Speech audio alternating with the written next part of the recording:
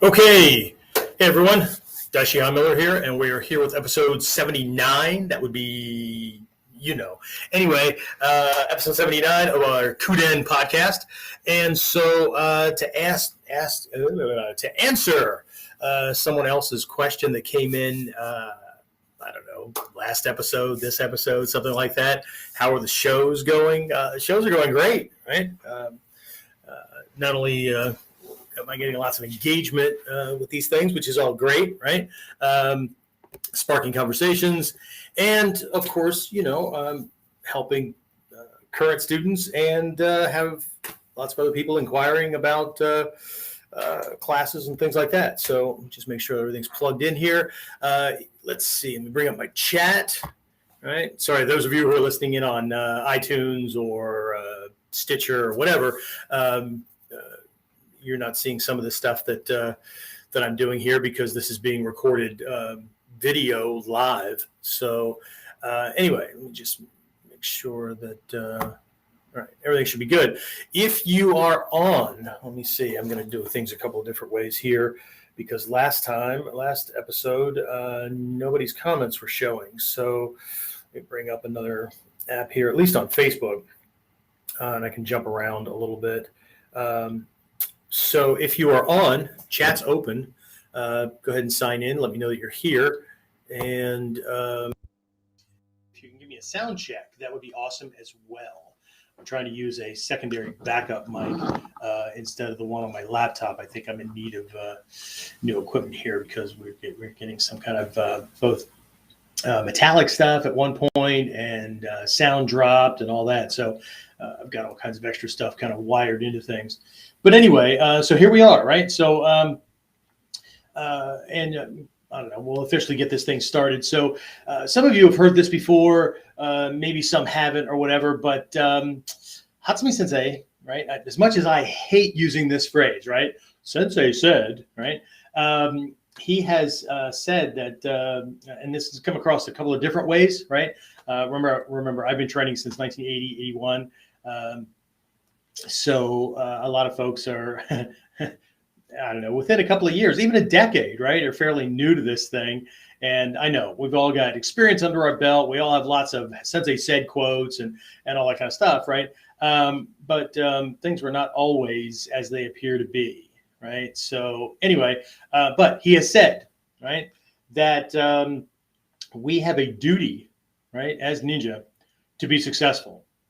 Right? And here's one that'll really ruffle people's feathers, right? You have a duty to be rich. We'll talk about that more as we move along and talk about I don't know, the question, are we actually doing ninjutsu? Or more to the point, are you actually doing ninjutsu, right? I'll talk about that when we come back. So the big question is this: how are self-defense and success-minded people like us, concerned citizens worried about protecting ourselves, our loved ones, and the things we care about from the monsters we know exist in the world? How do we train in a way that gives us the skills, knowledge, and understanding we need without becoming paranoid fighters or killers ourselves, and yet still allows us to be the hero protector the world needs us to be? That's the question, and this podcast will give you the answers. My name is Jeffrey Miller, and welcome to KUDEN Radio, real training for real people in a real world. Hey, I'm back. Okay, so again, I know I'm going to ruffle feathers. It just happens. Somebody commented earlier, something like, I don't know, snap, trying to do, upset people or something like that. And no, I don't, right? I will tell you when I mean to, right? But I don't intend to. I just know that some topics, based on egos, right, it's just going to piss people off, right? Because everybody wants to think that they know, right? I'm sharing with you what I have learned and what I have come to know and understand over time. Wasn't always easy. Trust me, my ego did the same thing and sometimes still does the same things, right? But what it really comes down to is, do we want to learn and do we want to know, or do we want to grab a little bit of information and frickin' run with it like we're all that in a bag of chips, okay? We all want to, right? I mean, this is part of our defense mechanism in our brain. This is not my idea, right? This is from years and years of study into science. By the way, one of the knowledge areas, right? One of the Kyomon that a lot of ninja, right, had as a basis, right? I'm going to ruffle feathers as well because this guy used to be a member of the Bujinkan. As a matter of fact, he was Hatsumu Sensei's right-hand man, Manaka Sensei. And, now he runs the Jininkan, has for a long, long time. But I have a lot of his stuff as well, right? So I'm going to read from a little bit of this, right? Because there were certain things, right? The Ninja no Kyomon in the 8 gates, right?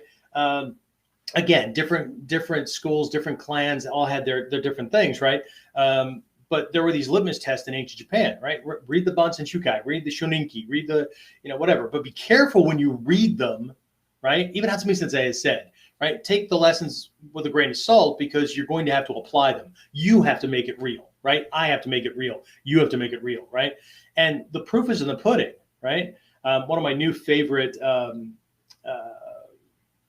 sayings now, right? I picked this up from another mentor, not in the art, right?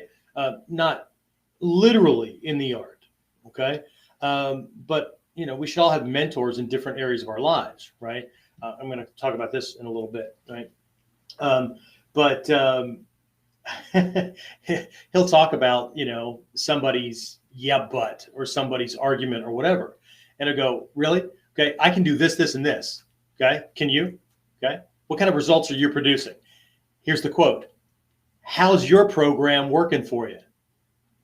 Okay, because the results that you're getting from your belief system speak volumes. Right? And you can hold on to that. You can punch people in the face for it. You can stab them in the back. You can have all kinds of pissing contests. And God knows the internet's full of those, right? All kinds of, Budo forums or Facebook pages or whatever, right? People just slinging mud left and right. You don't have to be in the U.S. You don't have to be Democrat or Republican or whatever to throw that kind of shit around, right? You can be of whatever religious denomination you can be. In this case, whatever martial art, or even within the same martial art, right? You can just be slinging your shit back and forth, right? And the reality is how's your program working for you, right? And I don't mean the one that you've created and videos and all that, and you're selling it. I mean, if you have it, great, fantastic, right? I'm talking about your life, right? Your life is always, always, always. This is nature, right? It's a reflection of your belief system. It's a reflection of your thinking.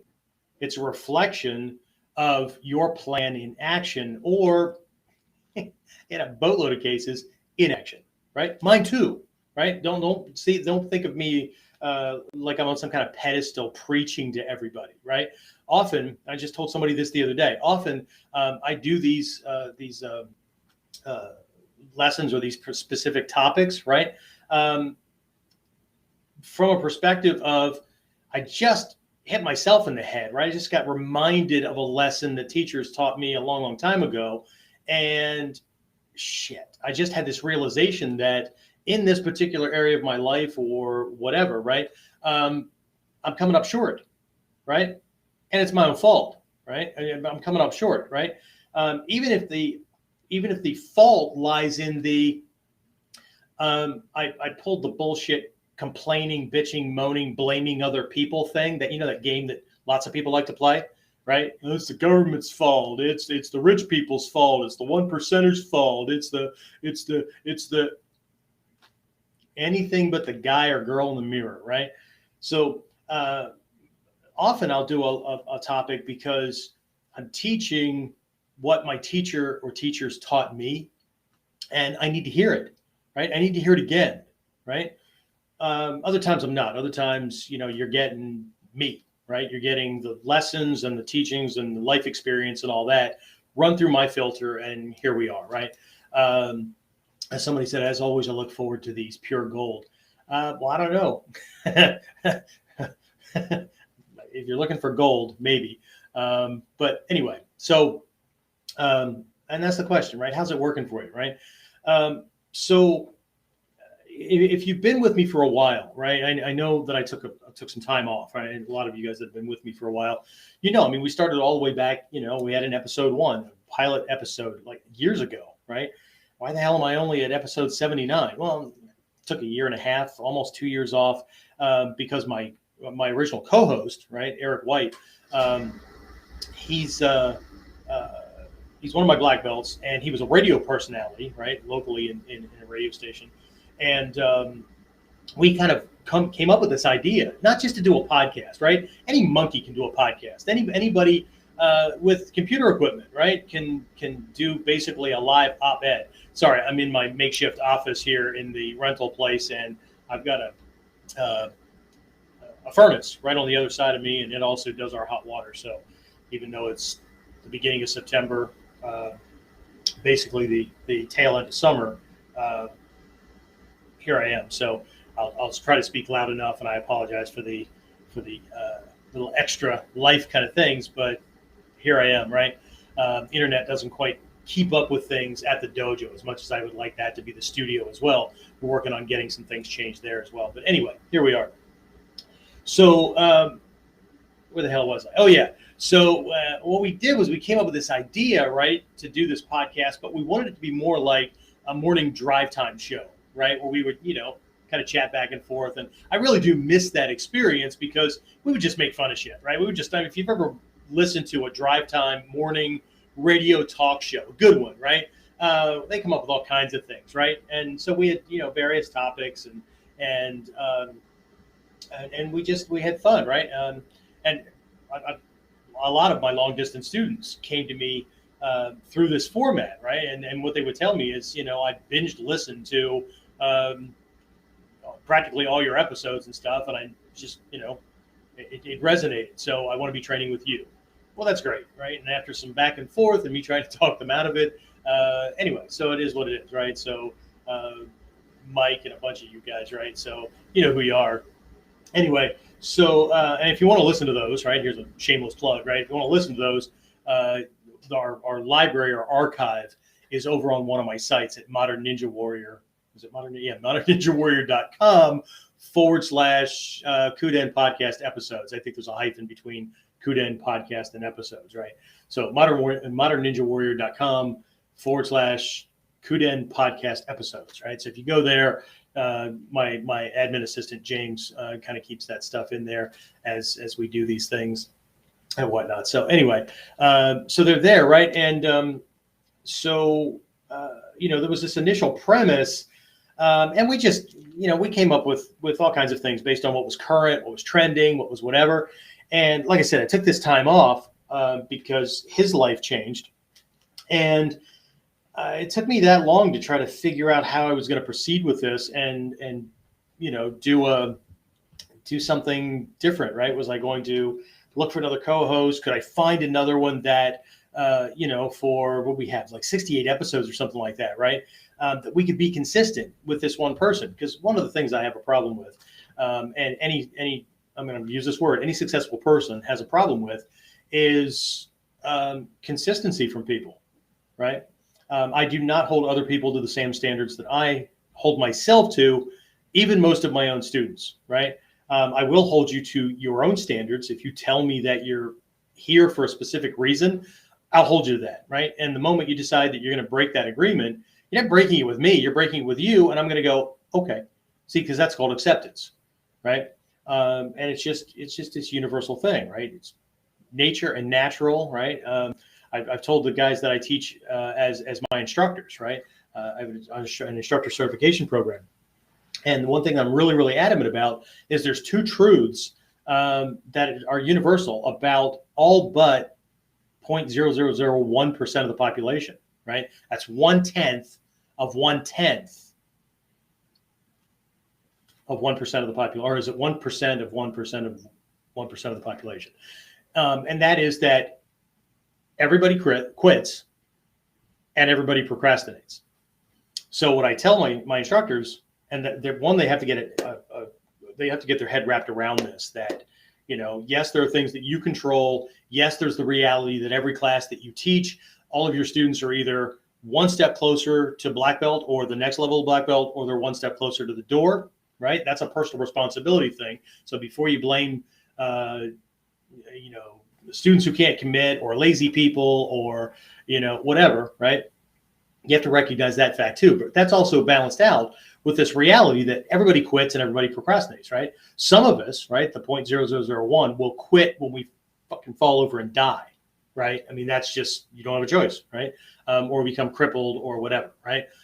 Trust me, most of us, we will not quit just because we broke our back or broke a leg or got corona or whatever, right? There's things that you can't do, right? But I don't focus on those. What can I do, right? I can read, I can reflect, I can visualize, what can I do, right? I talked about this last episode, right? Stop fucking saying can't, right? Stop focusing on the things you can't do. And before you really buy into something that you can't do, you better run that through every freaking way from Sunday before you accept that as a limitation, okay? Because again, Hatsumu Sensei has pointed out that if you're a ninja, then you are a no limits person, right? By having that mindset and pushing forward, no matter what, you will find your limitations where you're physically incapable of doing things, right? Where you lack the knowledge to understand something. But does that mean that you're done? No, of course not. Either get your body into a certain shape that you can do that thing, or realize that that's just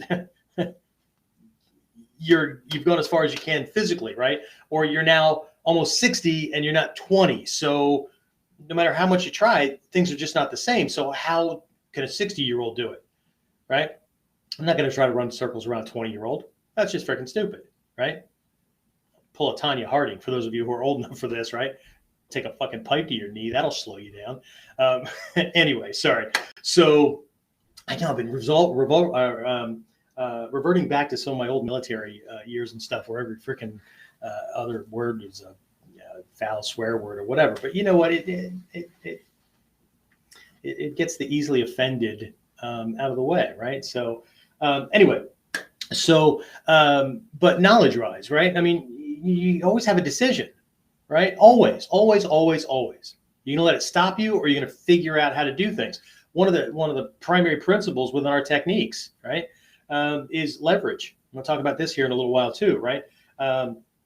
Is leverage, right? So how can a weaker, smaller, whatever person, I mean, that's what our techniques are all about, right? You're outgunned, whatever. It's not a fair fight. It's not even, whatever, right? You're the underdog, right? That's what Ninjutsu is all about, right? How can I win? So it's all wrapped up in all of our freaking techniques, and yet, God, just scores, right? For those of you who don't want to look up the word score, right? That's a butt ton, right? Of people want to just freaking hold out, right? Like it's a shield, or like it's some kind of a reason, right? The shield of victimhood, right? All the reasons why I can't, right? Okay, then don't. Okay, you're right, right? The world, the universe is shit on you, and you can't, right? So get the hell out of ninjutsu, or stop dreaming about stuff, because that's all you're doing, right? If you can't, then you can't, right? But the only people that can't, that have zero options, are dead. Okay? One option, you're a freaking slave. Two options, you have a dilemma. Pick one. Okay? Three or more options, you start head toward this freedom, no limits kind of thing, right? Okay? But that you need to understand nature, right? Is it your nature, right? Is it universal? Is it your universal nature, ultimate reality nature, that you're capable of anything that you can dream of and put your mind to, and you're willing to work hard enough for? Yes. I'm proof positive of that. And before you give me any shit about I don't understand because I'm me and I've always, I've had all these benefits and white privilege and whatever, right? I'm 5/8 a Native American, so kiss my ass. Anyway, so all this shit, right? That's just somebody who just doesn't want to look or doesn't want to think about it, or is just so indoctrinated into the bullshit that it's become their own. That they're just you're right, you can't, right? But anyway, so you have this choice, right? Okay, I lack knowledge in that area. Okay, great. Either don't and remain limited, or pull a Thomas Edison, who had 6 months of formal education, right? Thomas Edison did not invent the light bulb. Thomas Edison aligned the stars so that the light bulb could be created. That doesn't mean that he wasn't in the experimentation process and all that kind of stuff. What Thomas Edison was really good at was getting people that had a butt ton of knowledge about stuff like this to work together for him, for pay, to create this thing that he dreamed up. Walt Disney did the same thing. And I know you can read all kinds of stuff about people that hated Disney and all successful people, it's like they're standing on a fence, right? For as many people as you can find that love them and extol their things and highlight the dream and all that, you're going to find just as many people that think that they were a piece of shit and that they were exploiting people and all kinds of stuff, right? Again, you look at Disney, right? Walt Disney was a smoker. He swore, all that kind of stuff. But he also created this system and this empire that was based around this cool little comic character, right? And everything was going to be G-rated. It's not now, okay? Because people who didn't want to stay in that paradigm, but worked there, but instead of going somewhere else, right? Instead of going somewhere else where that was an acceptable culture, just waited till he died and then humped the whale and then just took over. Right. And then now we have stuff that you couldn't tell the difference from Disney to something else to whatever. Right. Because, it's just easier to hijack the ship. Right. After the captain, who's strong enough to kick your ass, right, is gone. That's what everybody does. Right. There's a truth in the social, cultural, revolutionary world. Right. That you don't change minds, right, to the new way of thinking, right? You wait until the old folks that held those values, right, that kept the boat afloat, you just wait until they die, right? What you do is you educate or hypnotize or convert the children. So by the time the old people are dying off that are doing shit you don't like, right, the new engineered ones are old enough now to do things the way you want them done. Takes a long time, but hey, it's been working for a long, long time, right? So anyway, so you have this choice, right? Don't do it, continue to be limited or whatever, or do like Thomas Edison or some of these guys, right? Somebody put Tesla in here, Disney, whatever, right? You surround yourself with a team of people that have the knowledge that you don't have, right? That's called leverage, right?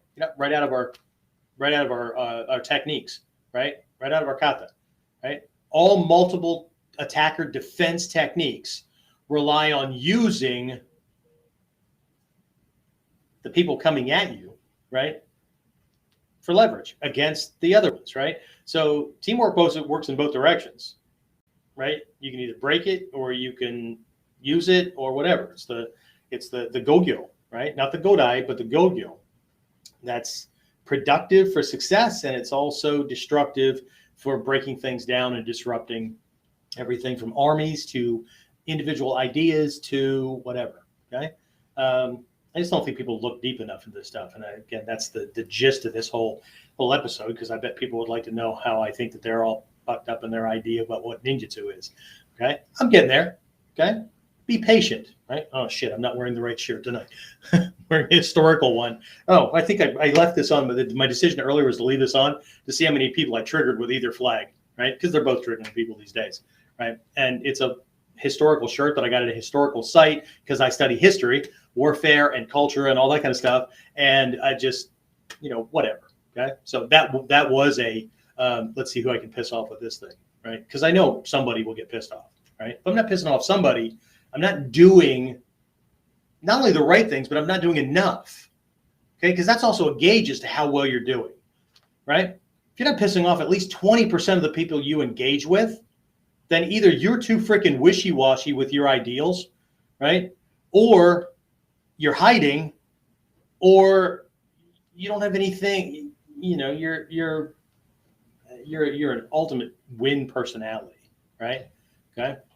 Is one of the tenets of a warrior, one of the tenets of a successful person, the uber successful, the ones that piss off everybody because they don't give enough, even though they're giving millions, right, to charitable organizations, and they support millions of people, right, with jobs, or they own property that people are renting, and without being able to rent, right, these people would be homeless because they haven't managed their own credit or finances or whatever and can't afford to buy a damn house, right? These people that are hated, right, they don't give a shit.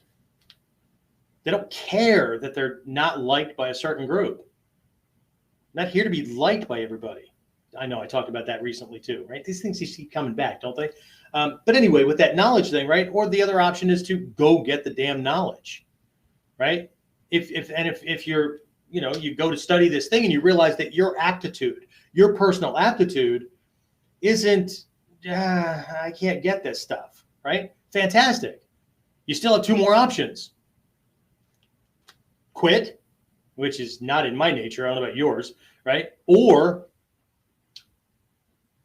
make connections with people, develop partnerships with people that can do that part of it. Okay. Recently, I got tired of doing the website work, right? So I went looking around, and web developers are really freaking expensive, right? Unless I go to the right areas where I can leverage other people. Somebody said I piss off everyone. Then I'm sorry for you. Anyway, if you're going out of your way to piss people off, that's a defense mechanism. So, but I know who it is, so I'm pushing his buttons. So, Mike, take it for what it's worth, man. Anyway, all right. So, you can still leverage other people, right? You just figure out how it's going to be done, right? So, again, with these websites or whatever, I'm handing it off to somebody else, and you know what? There's a guarantee, right? That they'll have it done in 5 to 7 days. And if they don't, guess what? I don't pay them until it's done. Okay? I pay people on results, right? You produce the results, then you get to pay.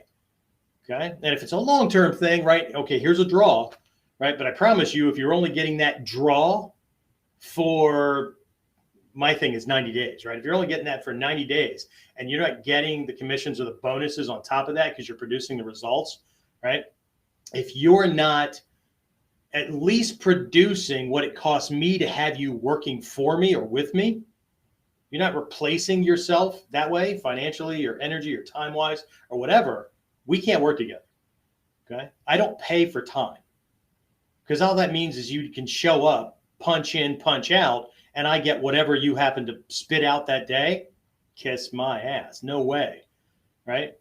That's just, everybody got used to that. And that's what makes people comfortable. And that's what makes people poor. Right? I don't mean a lot of people don't make a lot of money or whatever, but if you're lamenting that you don't make enough, then stop trading time for money. Start learning other life lessons from our skills. Anyway, so I keep coming back to the skills and everything is in there, but what I'm talking about now are things that are a part of Ninjutsu, a part of Ninpo, that people that only focus on the fighting skills don't get. That the people that have reduced this art, this system of both self-protection and personal growth and development, life skills, right? That have reduced it to just another martial arts option among martial arts options are never going to get. Okay. So I have a program, right, called the Ninja no Hatsumu, the 8 gates. I also have a mini course too. It's like basically like a 1 hour recording that I did for my inner circle guys. and then that was just transcribed. So there's an ebook or a report that comes with it, but it's basically a transcription, right? So you can listen or you can read, kind of thing, right? That's really, really short. The other one was like a 10-week live kind of thing, right? So there's lots of interaction and all that kind of stuff, right? But that was one of the structures or litmus tests or whatever in ancient Japan. I know I talked about this in the past. So if you've heard it before and you're going to roll your eyes, just keep rolling them, right? Maybe you'll get stuck. You'll be more interesting to look at because all I'll see is like really cool whites, right, where your eyeballs are instead of whatever, right?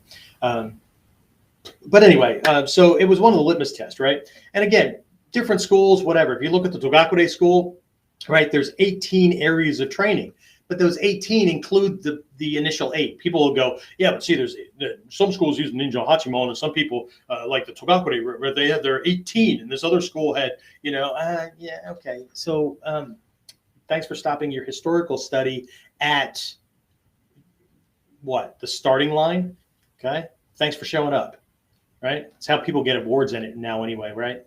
Okay, I showed up, great, give me my prize, okay?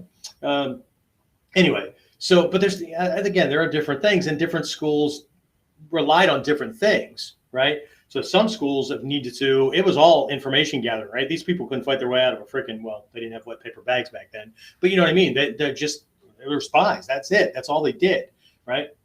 Other ones were more battlefield ready, that kind of thing, right? Others were kind of hybrids and whatever, right? Oh, and on the 18, right, there were actually 36, because all ninja had to know the 18 skill sets of a warrior, of samurai back in the day. And they, of course, they changed as armor changed, weapon types changed, battlefield tactics, those kind of things changed. But there was a set of 18 warrior skills. Ninja have to know both, right? So you can defend against one. You have to understand those tactics, right? Ninja had a healthy respect. And again, this kind of shit got bastardized as people were trying to go, oh, we're a ninja and they're a samurai. Ninja were great, and samurai suck. And really? How the hell is that possible when in the Bujinkan we have 6 samurai lineages and 3 ninja lineages that heavily influenced the samurai lineages? But, right, ninja had a healthy respect for the samurai, right? You better, right? Because they got all the shit, right? So anyway, but you have these choices, right? So anyway, see, I was introduced to this stuff way back in the day when, and maybe it was because Ninjutsu was new and it had to be framed, right? We had to understand what it was, okay? But again, I know I've kind of danced around to different things here. Like when I started my podcast, and then I took that little segue and took that little time off or whatever, right? But coming back, what I'm really trying to show everybody is this journey of discovery, right? Like the first episode was at 69, I think, right? Was my backstory, right? Being raised by this, really, really abusive stepfather. I know all kids think their parents are, mean and whatever, right? No, this guy. Anyway, so if you know the story, you know that at like the age of 8 or 9 or whatever, I watched my mom almost die because he beat the shit out of her and whatever, right? There's all kinds of little stories and all that kind of stuff. He's the guy, and I have to admit, right? If it wouldn't have been for him, I would probably not be here doing this thing. If I'd had like really great parents that showed me that the world was all like woo woo and they were rich and I could have the best of everything or whatever. I mean, who knows? I could freaking died of a drug overdose because I was overindulged and all that kind of stuff, right? Ninjutsu was about the reality that hardship produces successful people, because when you overcome hardships, when you overcome adversity, right, you build your skill set. You build a skill set that most people don't dream of because everything's fucking comfortable. It's all easy. It's all, it's all taken care of for them, right? Okay. Doesn't matter if mommy or daddy is giving you the money or somebody else is doing it or you're cutting a check from the government. It doesn't matter, right? As long as all your shit's taken care of and you don't have to fight for it, and you don't have this thing like I have this drive. Like I've been there and I know what that's like, right? That dinner was fried egg sandwiches, right? My mom's idea of macaroni and cheese when I was growing up was what I would call scalloped macaroni, right? Scalloped is like, there's some, well, we didn't even have the cheese with it, right? It was just milk, right? Macaroni noodles cooked in milk, or it was cooked in water, right? And it was put in a casserole dish, and milk and butter were put in it. And then American cheese singles were laid on top. Maybe like, I don't know, there was this small square kind of thing, right? So maybe like 6 singles, right? Put in the oven and was baked, right? And then when it came out, we fought over pieces of cheese. So we didn't have macaroni and milk. We had macaroni and cheese. My first experience with macaroni and cheese, the way most people get it, even the box stuff, was like, holy shit, there's too much cheese in this. Okay? Or, oh my God, you mean there's cheese in every bite? Okay? So what I have is a drive to make sure that my family gets taken care of. Not the way this guy took care of his, right? That my family's taken care of. I show up for work. I'm producing in the world, right? My brother is the same way, right? And I'm not going back. But you know what? If I lost everything, I could survive doing that because I've been there, right? And there's things that I've learned about navigating that would make me okay, right? I wouldn't put a fucking gun to my head. I wouldn't, swallow a pistol. I would, whatever, right? No. Okay. A lot of people that have everything, they lose everything. Those are the people that freaking pop themselves, right? Because they don't know how to survive with nothing, right? I know a lot of my students that I've had, right, have been there as well. We know how to do that, okay? But I'm not going back, okay? The other thing I have is that I have 40 years, right? 41, something like that. I don't know. I'll do the math some other time, right? Ninja's supposed to be good at math. I don't feel like doing it right now. Anyway, so of gaining knowledge that I could recreate this again, okay? See, I don't fear losing everything, but I'm not going to do dumb stuff that's going to land me back there either, right? I don't fear losing everything because the day after I've lost everything and I get over kicking myself in the ass for not being prepared, right? I'll just get it all back again. And not by hook or crook and not by cheating people and all that kind of stuff, right? And I can do it faster now because look at all the experience I have at doing these things, right? So, but I can't lose everything, right? I have a martial arts school, right? And I have all these skills for teaching people how to defend themselves, all that kind of stuff. I can do that anywhere in the world, right? Whether it's online, offline, whatever, right? I could retire and move to the Bahamas and open up a school, right? Same thing with my security consultancy and workplace violence stuff and that kind of training and all that. I can do that anywhere, right? Because it's a service and it's just a remixing and repackaging of all this stuff, right? So I don't have to worry about inventory running out. I don't have to worry about, some company deciding the widgets that I sell, they're going to double the price on and now I can't afford them, right? Right. My offices are, whatever, right? So anyway, the idea here is that we're either going to be this type of person that's been described or we're not, right? So let's look at that, right? Let's look at this idea because there's a butt ton of freaking people, right? There are teachers, there are students, there are freaking Facebook groups, all this kind of stuff. Ninjutsu this, Ninjutsu that, whatever, right? But when I look at what they're doing and what they're talking about Ninpo Taijutsu at best. More likely they're talking about Budo Taijutsu, right? There's a butt ton of people in the Bujinkan, right, that are convinced, and it happened, probably happened in less than an hour after Hatsumu Sensei said it, right? But have been convinced and therefore propagating this shit of a lie, right? That we don't do ninjutsu, right? We do Budo Taijutsu, right? What was said, and again, you can go back and listen to other recording or other episodes or whatever. But what was said was that since most people don't understand ninjutsu, and people were getting hurt, and what that also meant was that the Bujinkan and him, right, were becoming an embarrassment, right? That people didn't understand ninjutsu. That ninjutsu was a variation on the warrior skills. the conventional warrior skills, that it was impossible to do Ninjutsu if you didn't understand the conventional warrior mindset, skills, those kind of things, right? You know, those 7 traits of a warrior and all these characteristics and things like that, right? You don't understand those. How the hell can you ever do something that's a variation on that, right? And on top of that, you're looking at a Japanese presentation of this thing that came through China by way of the Silk Road back to India, you know, those kind of things, right? Philosophies, ways of governing, all kinds of things, right? Not just the combat stuff, right? So for a while, right, we're going to do these things, right? So we can get people back into this position, right? He also, at that point, it was shortly after Manaka had left the Bujinkan for not bullshit reasons that people made up, right? It was just, it was a perfectly Japanese way of doing things, right? And Hatsumu Sensei was making this point that people need the basics, right? And so they need what Manaka Sensei was teaching, right? He was, just screw this one thing up, you fail a whole test, right? People don't want that, right?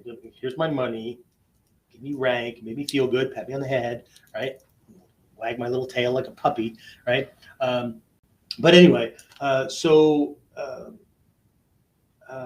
he said people, you know, they needed that, right? What he did also say was that at a certain level, at a certain rank, and this works the same in Mikyo, you know, if you're in those kind of schools and all that kind of stuff too, right? At a certain point, you have to pick a side. That doesn't mean you can't study those other things, but you're following a very specific path under a very specific teacher because of the guidance and the way it works, right? It's the way the process works, right? Otherwise, you'd just be jumping around all over the place, staying at white belt level. Yeah, you learned a lot, but you're still in all the way around. So anyway, but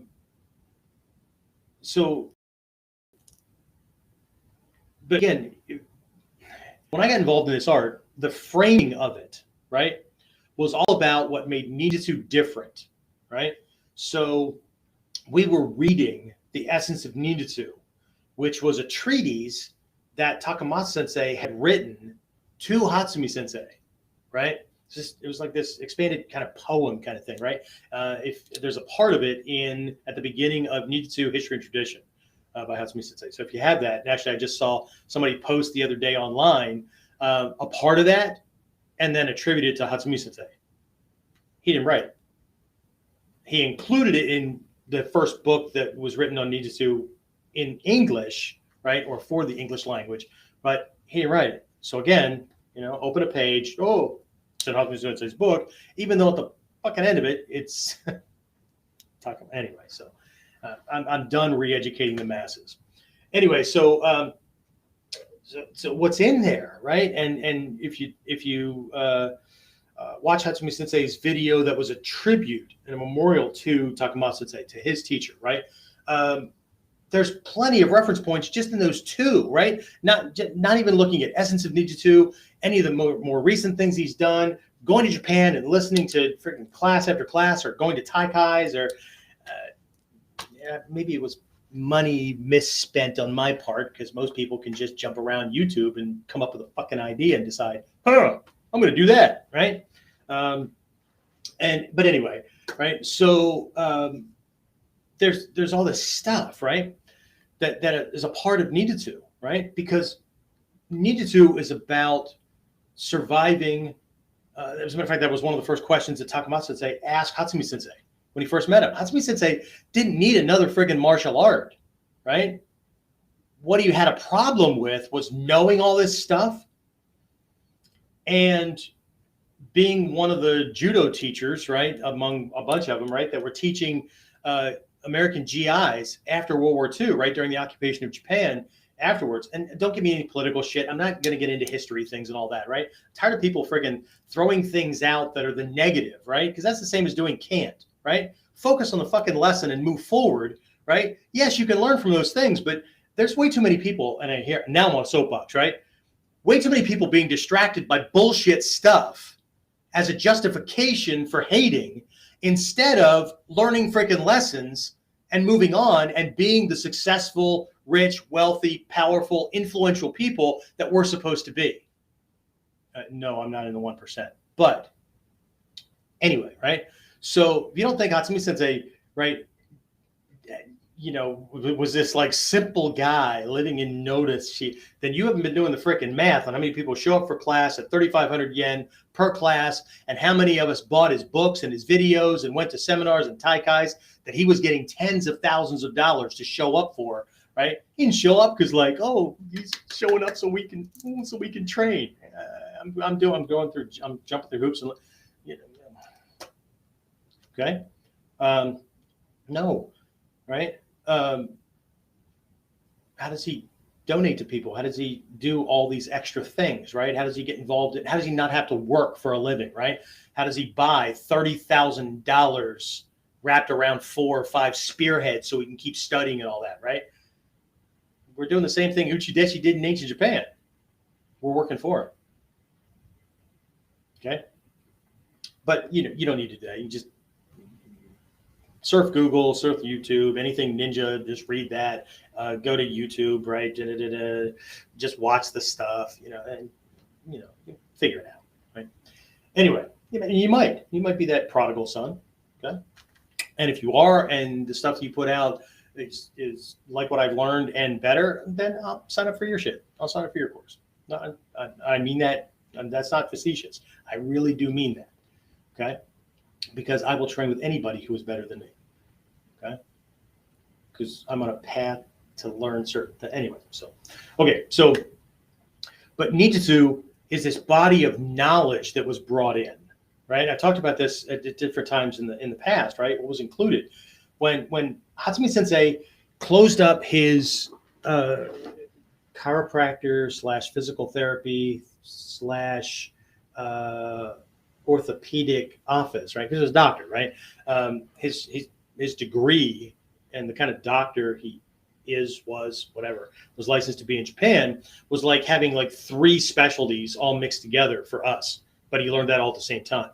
Anyway, when he closed up shop at the end of a given week, to hop on a train, not a bullet train, to hop on a train to travel overnight to visit with Takamatsu Sensei, to train for a day or 3 or over a weekend or whatever, to hop back on a train later, go back, open up in the morning, whatever, right? Slept on the trains. That's what he did. When he did that and he went to see Takamatsu Sensei, right? They didn't do one aspect of Ninjutsu the whole time, right? They weren't doing Bojutsu. They weren't doing Ninpo Taijutsu. They weren't doing this stuff the whole time, right? Hatsumu Sensei even has this, right? It tells this, right? And he shows some of that stuff in some of these videos and in live classes. He would open up scrolls or he would show some of these things, right?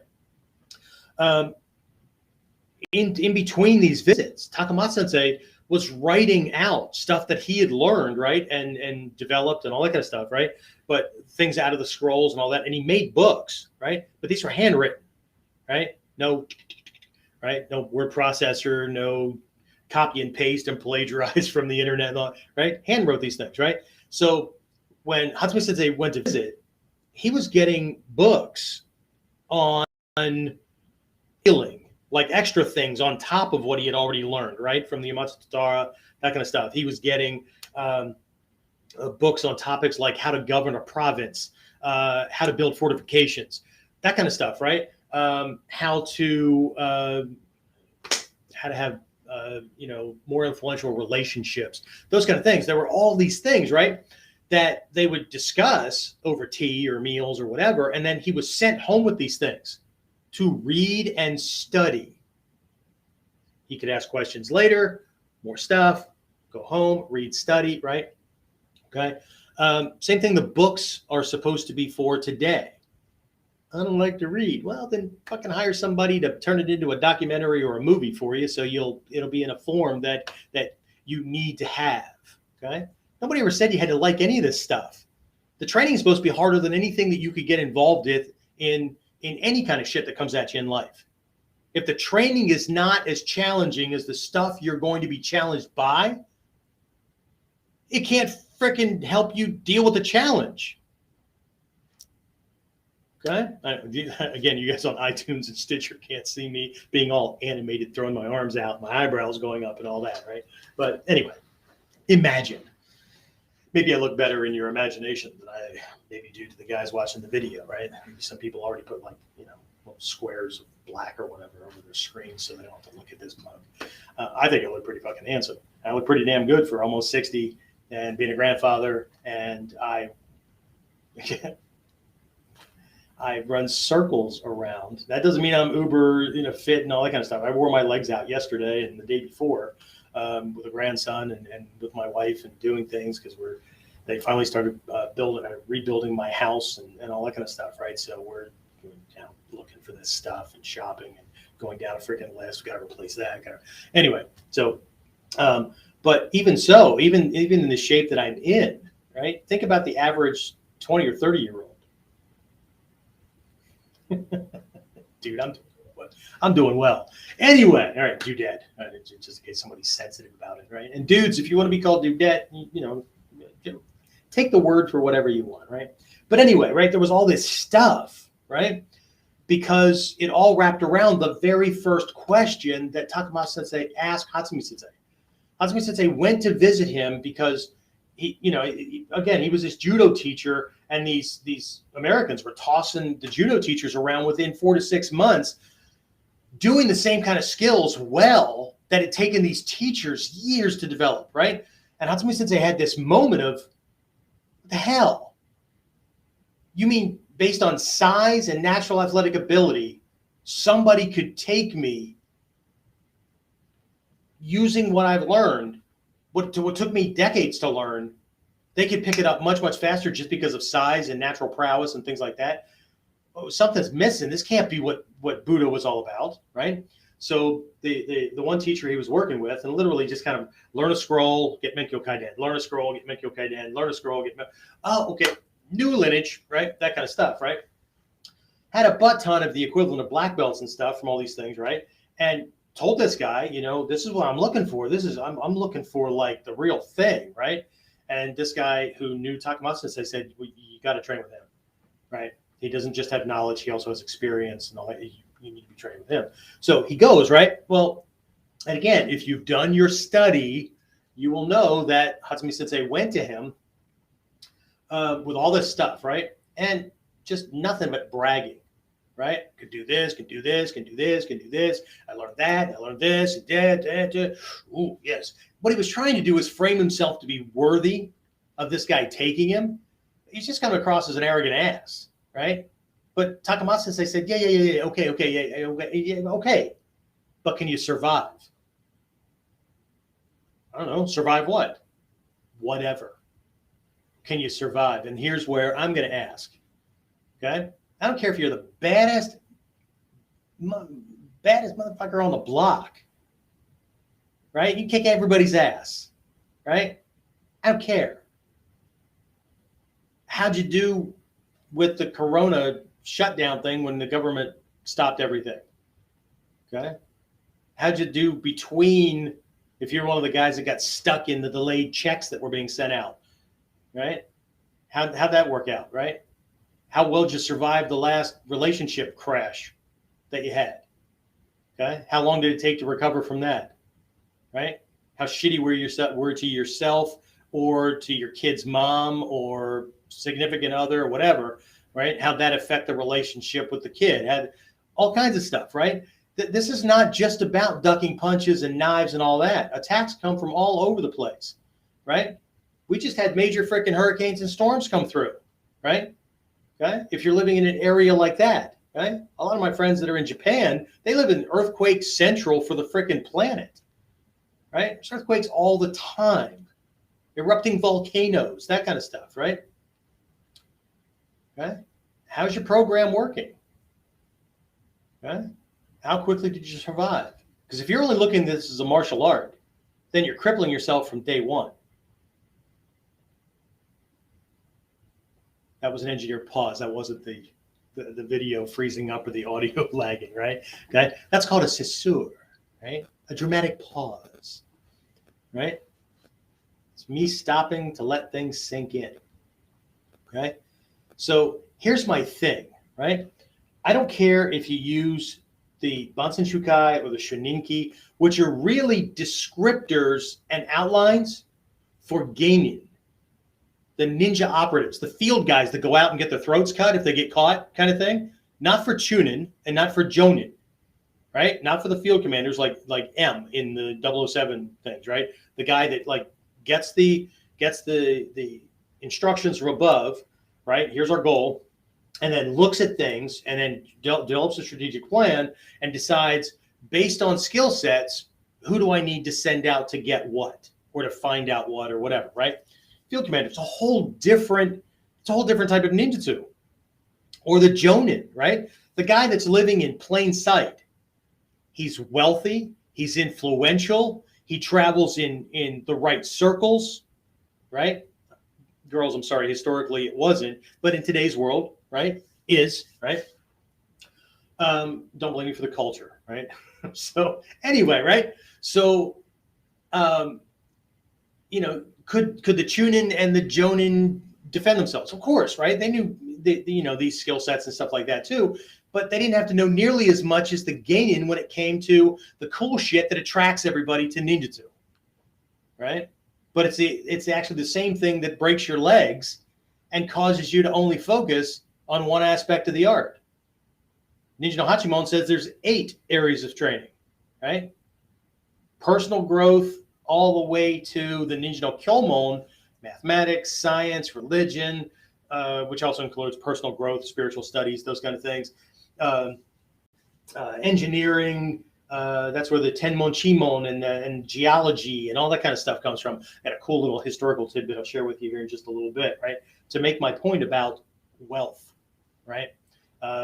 This poor farmer bullshit. Does that mean that some people weren't working as farmers in off-battle seasons? Nope. Okay. Just like some ran a store. Takamatsu, they ran a freaking noodle shop, right? A 33rd Grand Master of a ninja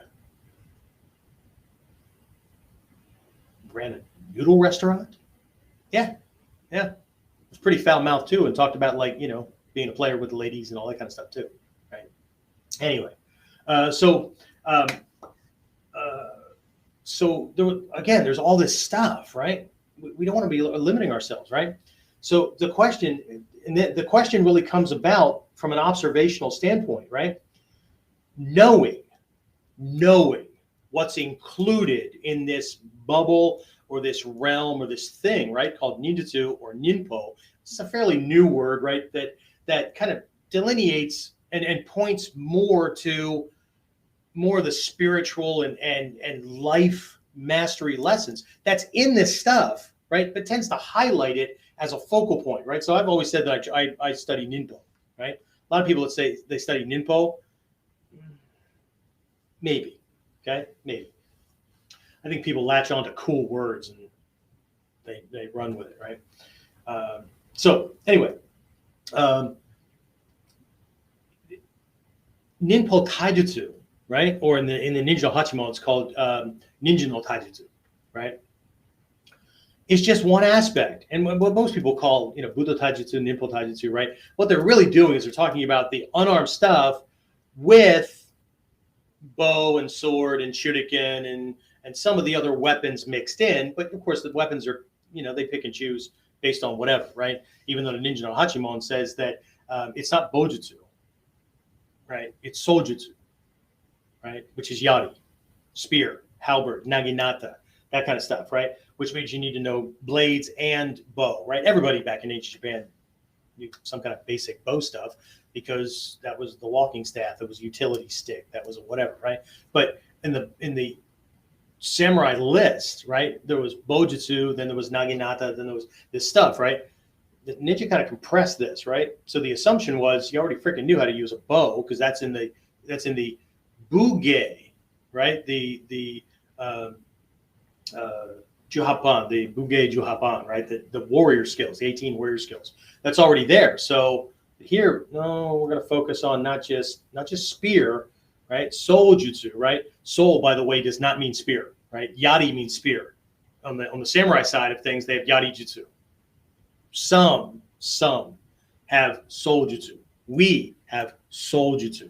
Soul means monk and alludes in part to the monks of the Hyezan of the Tendai school that were masters of the spear.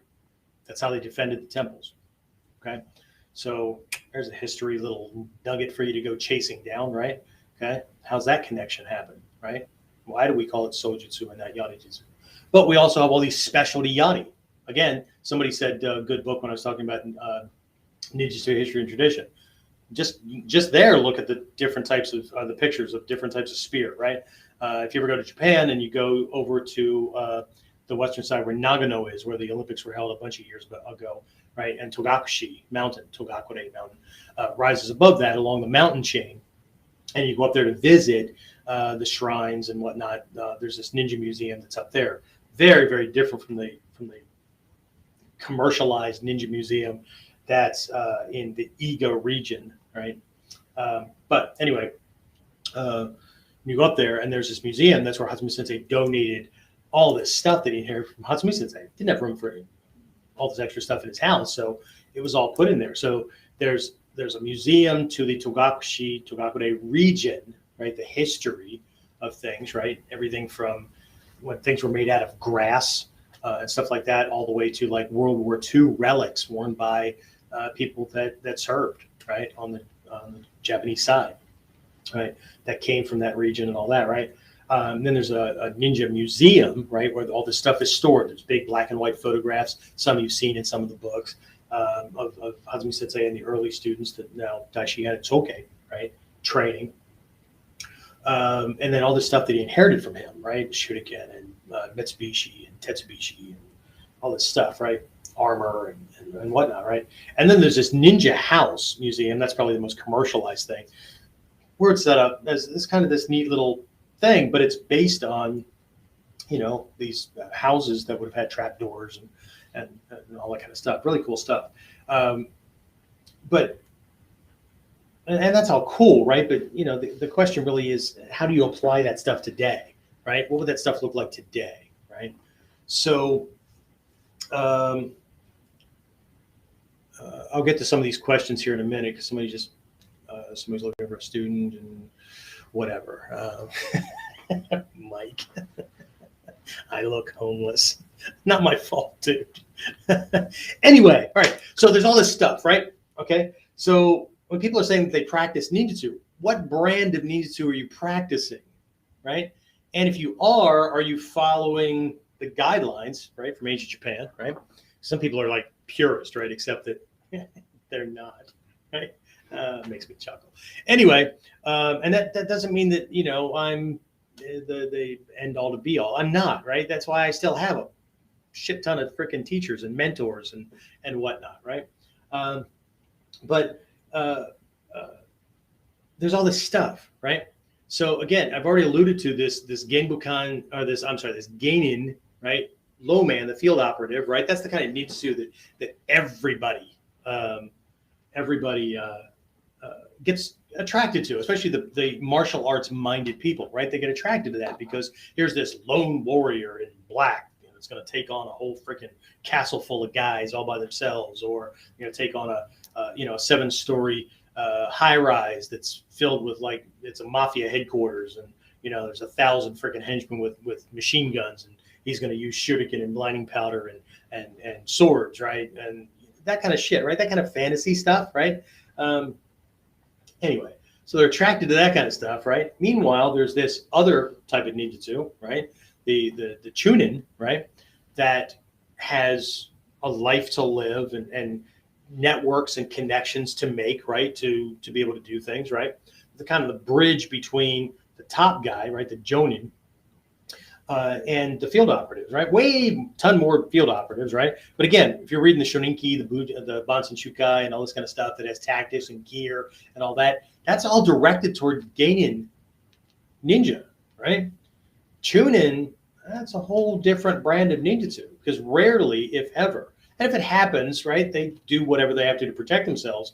But the chunin, right, they're you know, only a couple of them spread out, right? And they've got they've got their a wide network. They have, their form of ninjutsu is not just how to use ninja to gather the information, but how to assimilate and look at that information and translate that into things. How do I know what I need for the next group to go out, right? Because I got a hole in this thing over here, or this might be a little bit shady over here, right? They also had methods for detecting a double agent, right? Somebody was working for both sides, or one that had infiltrated the system. So that, right? So all this stuff, right? The Jonin, remember what I said? Wealthy, influential, member of society, member of the mover and shakers groups and all that, right? Keeping an eye on things, but nobody knew who they were. Nobody had an inkling that they were a ninja. Okay, and I want you to think about this for a moment. Nobody knew that Takuma Sensei was a ninja outside of his family, his personal family, wife and daughter, right? His close personal students, a couple of people like this one teacher that Hatsumu Sensei had trained with, right? That's it. Nobody. Until they read his obituary. People were uber surprised. Uber, right? What the hell? Really? The noodle shop guy, ninja, really? That kind of thing, right? Okay.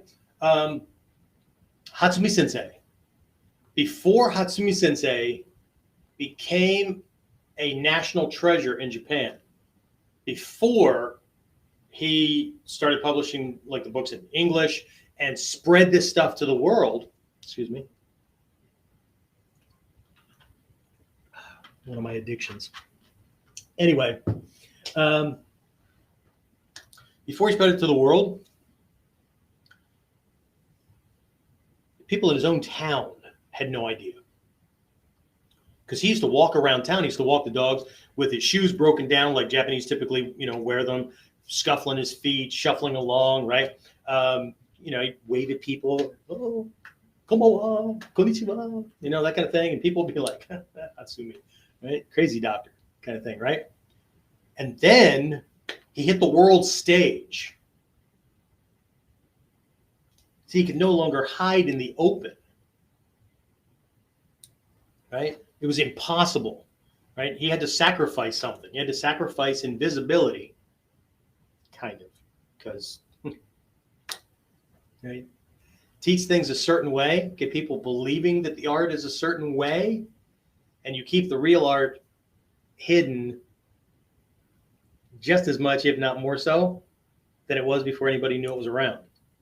Because now everybody's describing it in ways that it's probably not. Okay. So anyway, right? Invisible, right?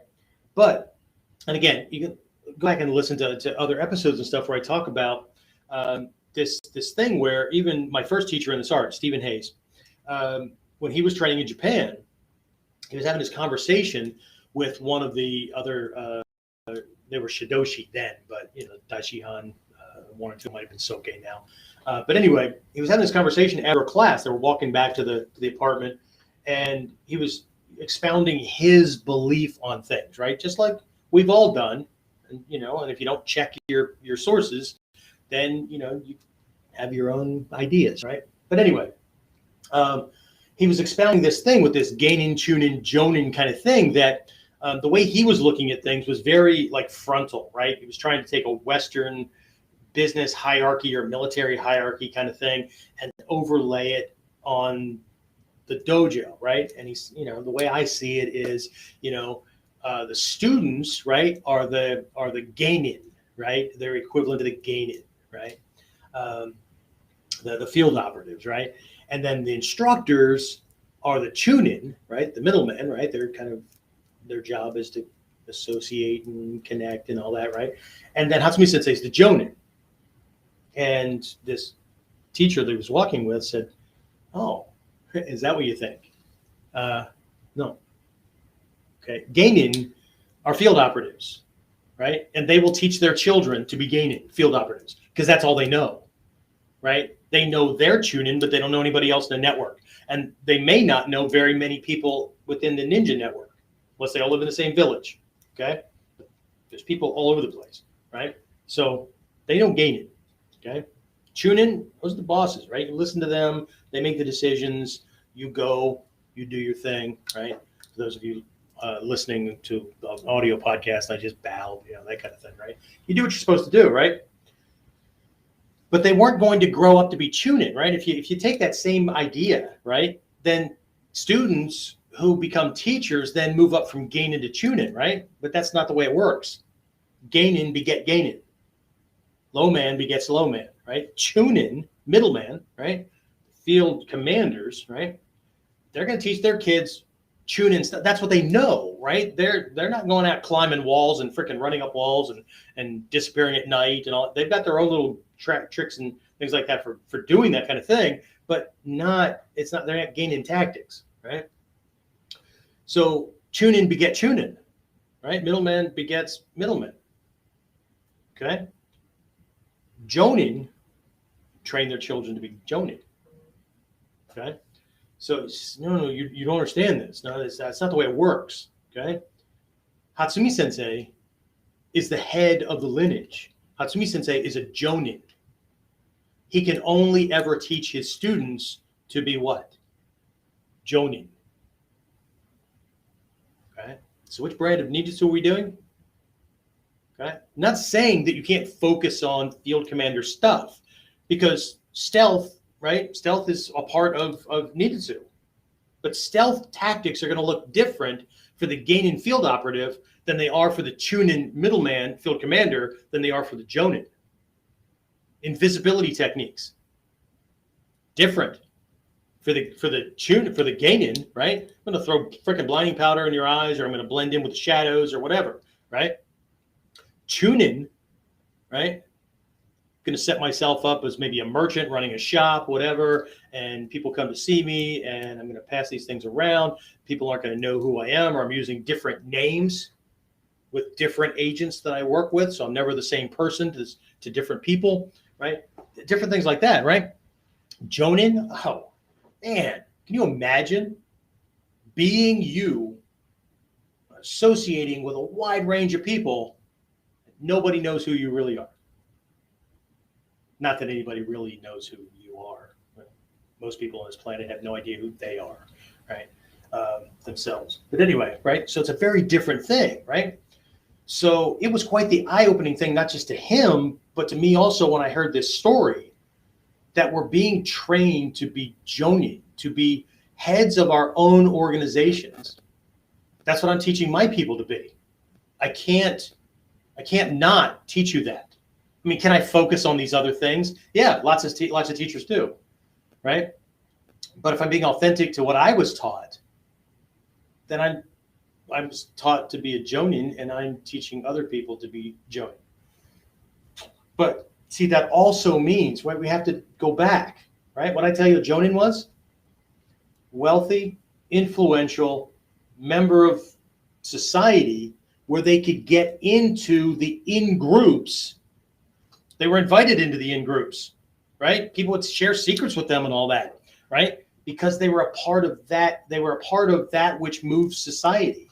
So that, they're very subtly, they were guiding how society should move based on what Ninja needed and wanted, which was based on freedom and not dictatorial rule. See, there's a split between the warrior samurai kind of mentality, right? And ninja, right? All those kind of things, right? Subtly guiding, but you have to be in the know. You have to be in the mix to be able to do that, right? So that was such an eye opener for me, right? Different types of ninjutsu, okay? And here we have, this is a conservative bet, 70%, but I really believe it's closer to 90, 95% of people who say they're practicing ninjutsu are doing at best Geinin level stuff, and they're only doing 20% of that because that other shit's uncomfortable, right? Let me just do the unarmed stuff. Let me just talk about self-defense. Okay, self-defense is a big thing for me too, but at what I'm talking about is self-defense in a broader thing, which is why I tend to use the term self-protection as opposed to self-defense. Self-defense to me implies, punching, kicking, getting stabbed, multiple attackers, that kind of thing. It's not a part of it, right? But self-protection, right? Okay. Being attacked by a dog, right? That's trying to bite you, right? Being manipulated by friends or screwed over by somebody that's trying to sell you something and they're going to get the better end of the deal. Having a manipulative significant other because you chose unwisely, right? And then you trap yourself in this thing or whatever, right? So very, very different, right? But there's a whole other skill set, right? Let me read a passage to you. This is very, very brief things. I'm reading it from this Jisen Kobudo Jininkan, which is a history, strategy, philosophy kind of thing. These are all like an accumulation of articles that Manaka Sensei, Manaka Soke, right? Unsui, some martial name he gave himself, was writing for a long time, even before he founded the Jininkan, right? He was trying to share with people history and those kind of things, right? So again, this is just like this one chapter is just a short kind of history kind of thing. He has history spread out across a bunch of things and places, right? But I was just going to read this one section here. Again, this is only like what, 2 and 3/4 pages, right? I'm not going to read all of this, right? But there's something I want you to hear, and I want you to think about this, okay? Because from an ego standpoint, we've all decided who we are and what we're capable of, okay? We bought our own bullshit, okay? Or somebody else's bullshit and made it our own, right? You can't have your cake and eat it too. Why the hell not? I can have my cake, but I can't eat it. Or if I eat my cake, I can't. What the hell does that mean, right? I want my cake and I want to be able to eat my cake. I want to live in freedom. Freedom means to do whatever I want, wherever I want, whenever I want. I want to be able to say what I want, right? Does that mean that people won't not like me, that they'll run away? No, but that means that like I'm living authentically me. That my living and my being and my nature and my self and all that is not dependent on whether you like me or not. If it is, then I'm a freaking slave. Okay? There's one of my mentors that's a life skills kind of person, psychologist, historian. God, man, the guy knows his shit, right? I mean, just wow. Anyway, not a long time ago, I heard him say this, but it's come up here recently. One of my students actually posted this thing as kind of a reminder, and I absolutely believe this to be true, right? And all my warrior friends absolutely believe this to be true, right? We don't need you to like us. That's not the quote, right? We don't need you to like us, okay? We do need to, 1, faithfully pass on the lessons. 2, be acting in your best interest if we're teacher-student, if we have that kind of relationship, okay?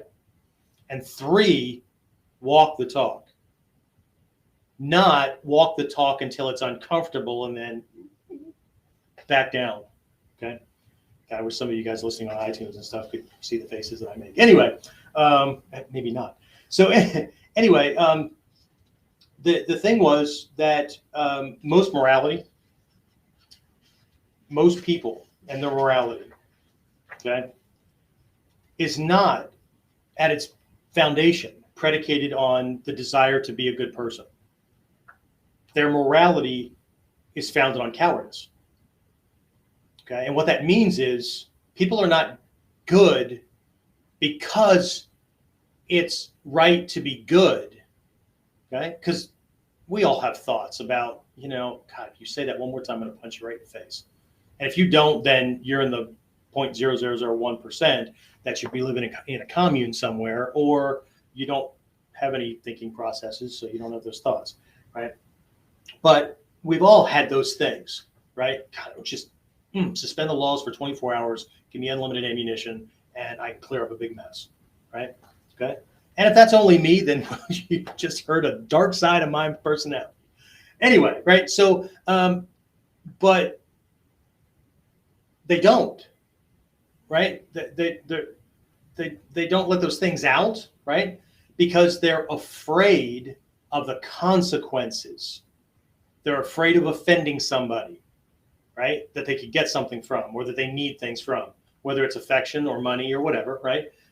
They're afraid of being reported to the cops and ending up in jail. They're afraid of getting a freaking knuckle sandwich, right? They're afraid of getting the shit kicked out of them, right?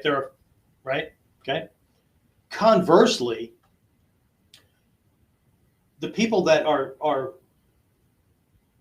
free to be authentic and free to choose to be peaceful people are ones who have developed the ability and have the fortitude to do really bad things, but choose to speak kindly, to choose to protect the weak, to choose to, okay? They don't give a shit if anybody likes them, okay? Because I promise, right? And if any of you have these skills, and I know a lot of you have skills, right? The people that brag about liking the fact that they can trust their safety to you, right? Their protection and all that, right? If they ever saw you do something that was, ooh, you know what I'm talking about, right? It would shock them to their core, and your relationship with them could be the same because you're just doing what needs to be done in that moment, right? But their relationship with you will be different forever if they choose to maintain it. And most will not, because you will have scared the shit out of them, and their fear that could come at them and not be used to protect them anymore will override any sensibility. Just look at the shit that goes on in the world. Okay? Look at how people act when they lose their job. Look at how people act when they lose a loved one and they become just an indignant asshole. Right? Look at how people acted when they were afraid that a virus was going to kill them, right? And they want a dictatorial governance over everyone. Make them do that so I don't die. See, all the caring about everybody else went away as soon as fear ruled the day. It's just the way it is. So anyway, let me read this because we're already, an hour and a half into this.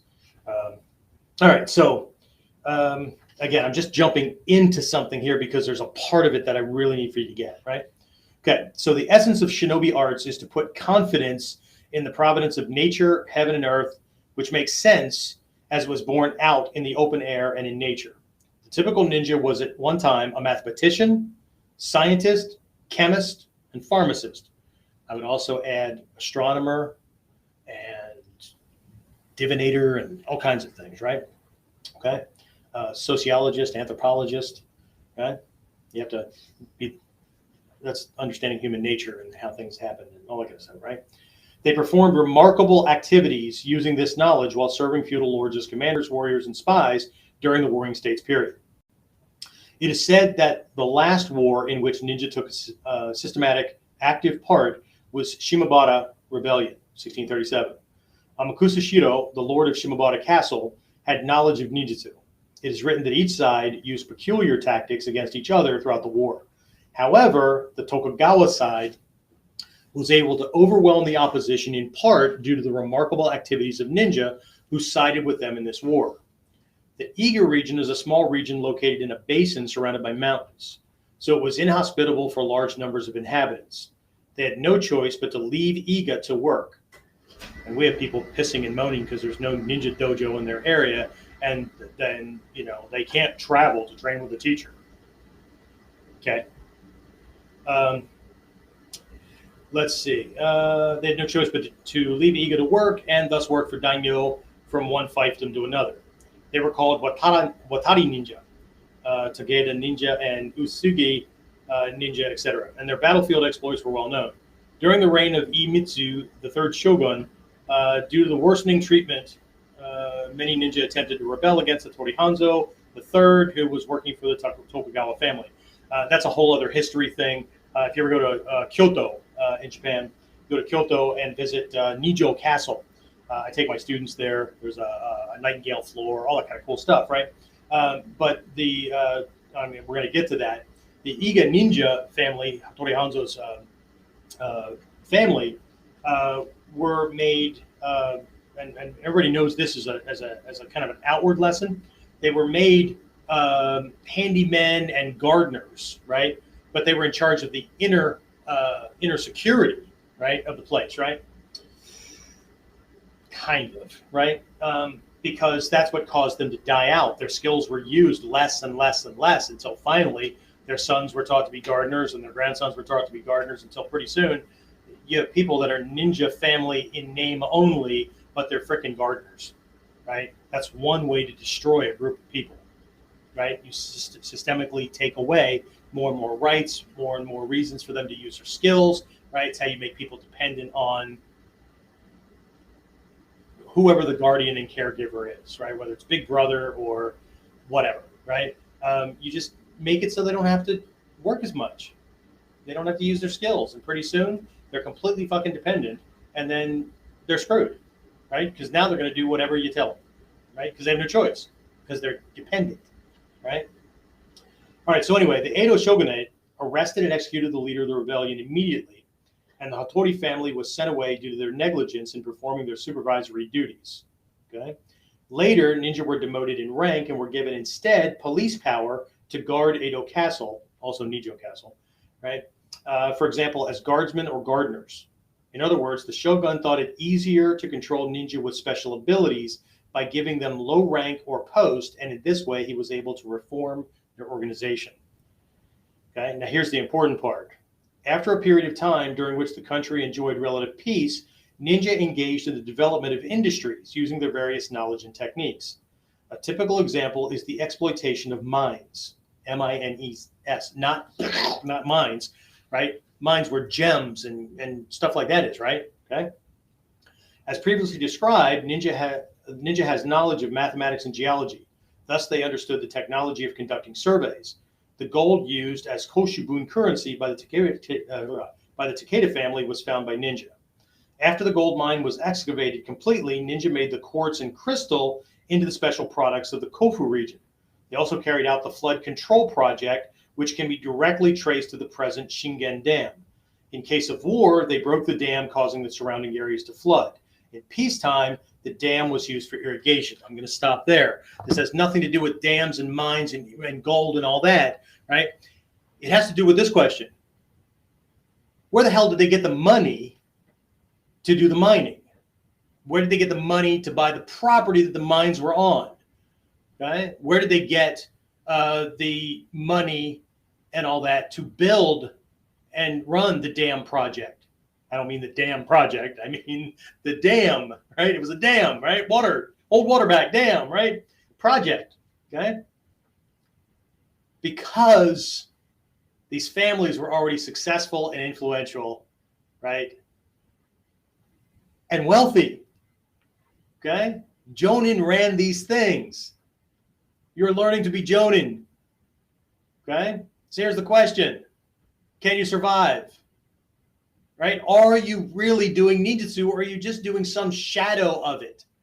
You're just doing the martial side and then hoping secretly that somebody really throws a punch at you so you can whip a mushadori on them, right? Or do your ichimoji no kata or whatever, right? Okay? Right? Can you survive? Right? Are you living your best life? Now, this is not a question to knock anybody.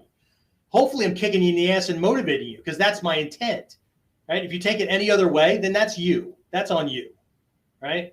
So I told you I was going to piss people off, right? Yeah, but you understand, Sensei. I do. I was fucking raised poor and physically, mentally, and emotionally abused. I do.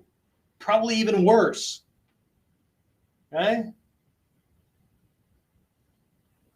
If I can do this, you can do this. And I'm only halfway. Right? So when somebody sends me an email, right, because my program, right, I have a program $297, right, and even the payment thing that's $67. All you care about is the money. I do care about money because I have to raise my damn family, and this is one of the ways I do that, right? But I also have to make it worth you getting, and on top of that, after I chastise them a little bit and tell them to go find somebody that's giving it away freely, right? Don't forget my YouTube channel and all this KUDEN podcast, all this stuff that cost me money to give you free shit that's available. How about if you go figure out, instead of telling me you can't afford the 297 or the 67 or the whatever the hell it is, right? How about if you stop, look yourself in the mirror and go, that's how much it's going to cost me, or that's how much the new car is going to cost me, or the better running car, or the vacation or whatever. You stop and you use a different fucking question. How can I make this happen? What do I need to make this happen? That's how Ninja solves a problem. You start with the premise that 1, it can be solved, 2, you can do it, and 3, you need to know what you have and what you don't and what the gap is between the two so that you can frickin' make it happen. And if you need help, then go find help. But instead of sounding like a welfare recipient and going, I can't, could you loan me this money that, hint, hint, I'm probably never going to pay you back, but, you know, I'd really, right? How can you make it a win-win situation so that person gets something out of helping you with the project? They may not go on the trip or they may whatever, right? But what are they going to get out of it? Right? Somebody put in domestication. Abso-freaking-lutely, right? Okay? Everybody has been trained in today's society to drive up to a damn speaker, give your order like you're some fucking warlord, right? You can pull up to the window, exchange a couple of ones for food, right? You believe that a freaking Whopper costs $9? Really? I guess telling you that this really fucking awesome steak that I had at a casino once, right? Well, I was at a conference made by Bobby Flay trained chefs that was that fucking thick and butter soft. That was $75. That would totally blow your freaking mind. Best steak I ever had. Okay? But I wasn't getting it from somebody that ran a damn burger through a machine, slapped it on a bun with some freaking mayo, and said, here you go, that'll be $3.75. Because I wasn't just buying a piece of freaking meat. There was an experience. There was somebody that had freaking decades. Why would I not compensate somebody who put together this experience and had fucking bills to pay and was paying people, right, paychecks so that they could have quality life, right? And hired these chefs that were trained in God knows where to make a freaking steak melt like butter. Why would I not pay more for that than I would for a damn Whopper? The question isn't, do I get that or do I get this? It's how do I not have to ever ask that question? Can I afford it?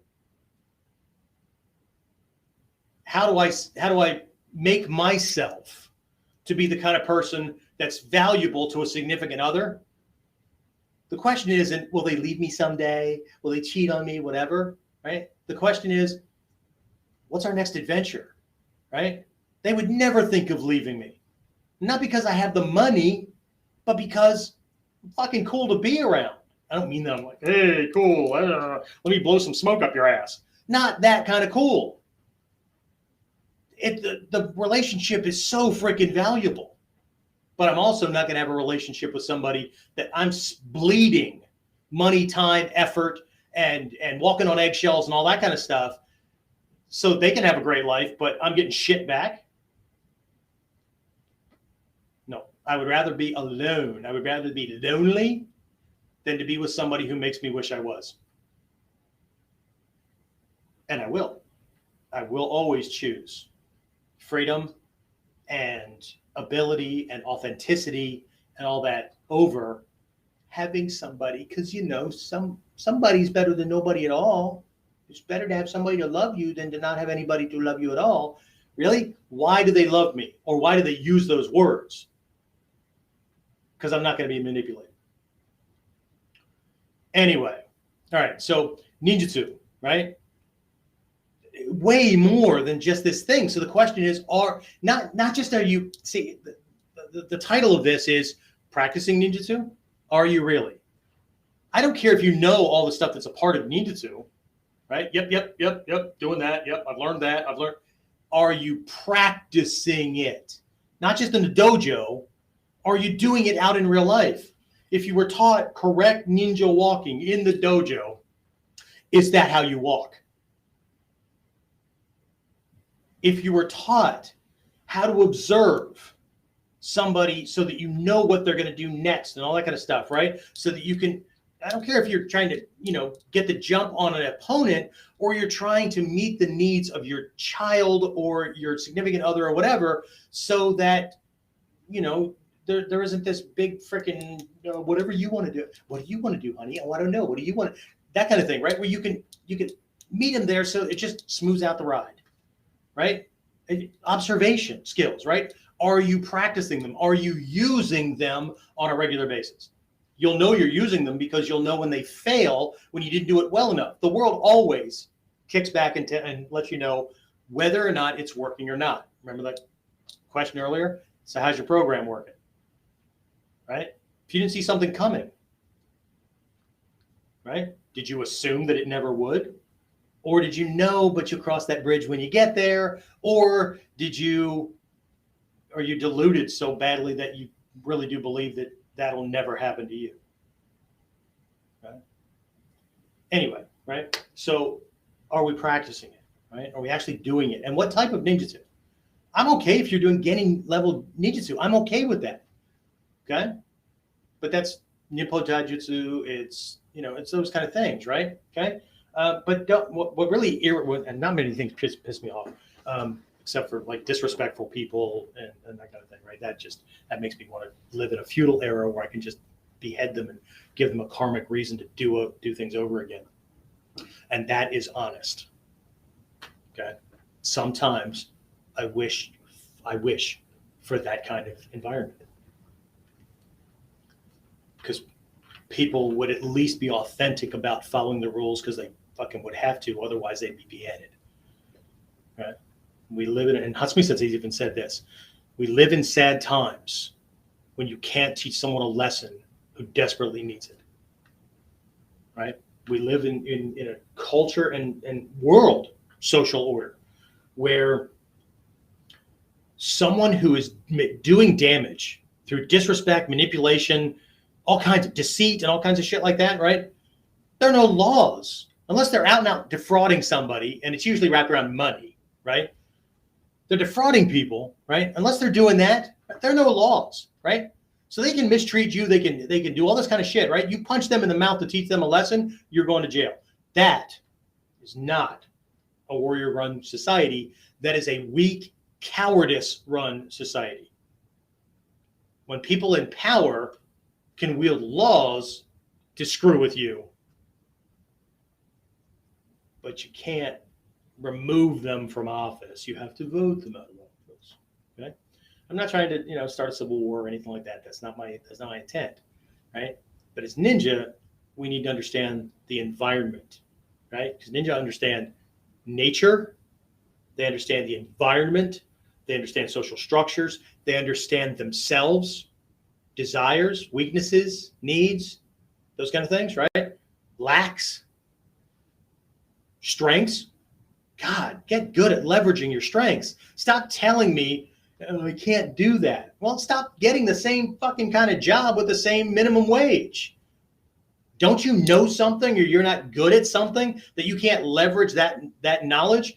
I'm really good at baiting a hook, Sensei, but how do I make money for that? There's a butt ton of freaking people online who are beginner fishermen who keep having the freaking worm or whatever falling off the damn hook, or they try to tie the knot for the swivel and all that, and they're losing lures and stuff like that, right?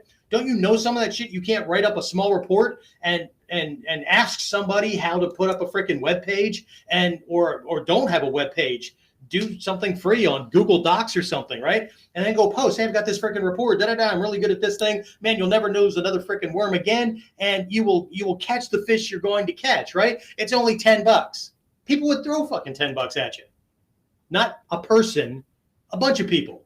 The problem, see, we're back to fear again. We're like, who am I? And can I really do that? And there's smarter people than me out there. You only have to be smarter than the people that you're helping. You only have to be better than the people you're helping. I'm not Hatsumu Sensei. Yes, I got this rank of Daishihan, but shit, I don't. If you think I deluded myself to believe that I'm up here, right? In my head, I'm probably a pretty good 5th or 6th dan. Daishihan? Holy shit, it took me 2 years to figure out what that even meant and what my responsibilities were and all that. Okay, so it's a great marketing tool. People want to know what they're training with the best. Okay, Daishihan. Okay, but then when you get to know me, then I'm like, okay, this is my take on things. You got to work this out for yourself. Okay, and if you ever think that I'm bullshitting, you call me on it. Okay, if I were really like, I'm Daishihan Miller, okay, okay, you wouldn't be calling me on any of that stuff because I would fire you as a student or, whatever, right? The only reason I'm going to fire you as a student is if you're doing dumb shit like breaking the law, you're fucking nuts. I mean, like certifiably, right? You're a drug addict or you're beating your significant whatever, right? Okay, then no, I would distance myself from you just as fast as I would distance myself from a family member. If I would distance myself from a family member who's doing that shit, you don't stand a chance. And that's what's the new term? That's 100%. Anyway, whatever the slang is, right? So the question that I have for you is, are you? Okay. All right. So another shameless plug, right? If you want a foundation for what really constitutes those 8 gates, I'll post or whatever the thing. There is a way to get to the full course. That one I've memorized. If you go to warriorconceptsonline.com, there's a dash, there's a hyphen between each word. warrior-concepts-online.com/8 gates. And I think there's a dash between the 8 and the gates, right? And if there isn't, just type in 8 gates, right? Online, warriorconceptsonline.com/8 gates.html, right? That will take you to an information page about the full kind of thing, right? I have to look up the URL to the mini course that's just that like hour-long quickie kind of thing that I gave my inner circle guys before we did that full 10-week thing. And then there's a transcription that comes with that and all that, right? So I can't remember if on that page it's offering you the ebook /transcription and then the audio as a bonus or whatever, right? It might be the audio and the other, whatever, right? But they're both being offered for the same thing, like $37 or something like that, right? So either way, but it would give you a good rounding of the necessary areas of training. And we also discussed what that would look like in the 20th, 21st century, okay? As opposed to living in fantasy land Naruto, right? Or whatever, right? And doing that kind of shit, right? So anyway, all right. So I've talked long enough. I'm going to jump in here and look at some of the questions and comments. And if I don't answer yours, I thought it was fucking stupid. No, I'm kidding. I've already pissed people off enough. Anyway, can I even scroll down here? Where the hell is my scroll bar? Let's see. Enter full screen. How about if I do that? Da-da-da-da. That's there. Huh. Okay, so Carl, holy crap. I didn't even see you come in. Thought-provoking as ever, Daishihan. Well, I would hope so. You've been around long enough. Anyway, Carl, one of these days, I'm going to just drop my ass into Perth, Australia and figure out how we can train because you're too busy with cop duties. And you're not going to come to some lowly Daishihan's training dojo anyway. So anyway, all right. So Mike Gallagher sounds like Robert Kiyosaki. Well, I do read his stuff. Read stuff by Grant Cardone. I have mentors in all of the significant areas of my life: relationships, money, business success, personal growth, and that crosses over, right? So some of those are in Ninjutsu, and some of those are not, right? Religion, politics, all that kind of stuff, right? Parenting, right? I would never assume that I had all my shit together because my life still pokes through and shows me where I'm in error, right? the answer to how's your program working for you, for me, the question toward me, right, is in some areas, okay. In some areas, better than okay. In some areas, in one of those areas, I just seriously kicked myself in the ass harder because I have not been living to my best potential. I have not been living to my best self. Let's see. We're a poet society. All right. So Chris says, my ex-wife was like that. She loved the fact that I was able to protect her, but when I had to, she was afraid of that person. Yeah, well, I understand. Trying to find the damn scroll bar. Let me see. I might have to get rid of an overlay here. This is really weird. Why? Oh, let me just pop over here on chat, see what happens. Hey, look at that. All right. I guess I was just seeing a highlight. So Mike says, I feel like that, like now that it's been such a long time practicing, I find all the stuff that I originally thought was boring to be the most interesting. Absolutely. Right. I remember when I realized that kamae were not just these necessary things that I had to learn to get to the cool shit, that was the cool stuff, that if I learned that, oh, dude, I could easily handle 95 to 98% of the attacks that could ever come at me. And then I bump into the historical thing that's in the scroll, right? The feeling in Ichimonji no Kamae, right, from the Gyoko school is, I'm so confident in my Kamae, I can win with this alone. If I only had that or listened more clearly, because I obviously missed that friggin' lesson way back, right? Let's see. Somebody said everybody wins, okay? I mean, it's nice to have a win-win-win situation, right? But here's the thing, right? And I'm not saying this to be an asshole, right? If somebody's got to lose, it can't be you, okay? Several of my Ninpo teachers have said this, right? You can't always win, okay? You can't always win, but don't ever lose. That may mean you get a less percentage of the pie during the partnership arrangement or whatever, a little sour taste in your mouth or whatever, but you don't lose. Okay? So that just completely circumvents the whole there has to be a winner, there has to be a loser. It also circumvents the make it a win-win-win situation, right? Of course, I want it to be a win-win situation because I want them to feel good about the deal, whatever that is. Relationship, friendship, partnership, whatever. Even if I have to, like, at the moment this person knows that I have their ass, right? And it could be all over in the blink of an eye, and I give them back their life, right? However, that has to work out, right? Because here's the thing. If I'm always a win or lose kind of person and I've got to win and they've got to lose, guess what? I can never do another deal with that person ever again. And whatever that is, financial, relationship, trust, whatever. Okay? So this is strategy. This is heiho. This is, you say military strategy, but strategy is in all parts of our lives, right? You pick your battles, whatever those sayings happen to be, right? A lot of people that have to win, right? I had a significant other at one point, right? Always had to fucking win. But then you made the other person resentful so that when they needed something, the other person was like, no, not in a fucking million years.